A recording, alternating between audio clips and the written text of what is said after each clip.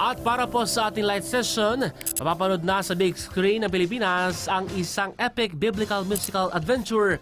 Ang kwento po ng pananampalataya na sa isang animated film na pinamagatang David. Ang pelikula po ay hango sa buhay ni David mula sa Book of Samuel.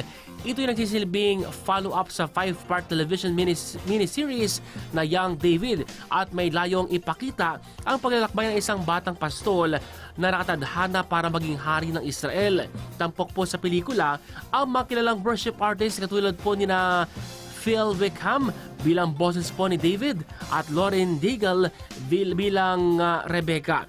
Ang David animated film ay nirelease po noong nakarang taon sa United States pero simula May 6, official na po itong mapapanood sa mga piling sinihan dito sa Pilipinas, partikular po sa SM Cinemas. Kaya naman abangan, tangkilikin at huwag palampasin ang pelikulang siguradong papatok hindi lang po sa mga bata pati na rin sa mga young at hearts.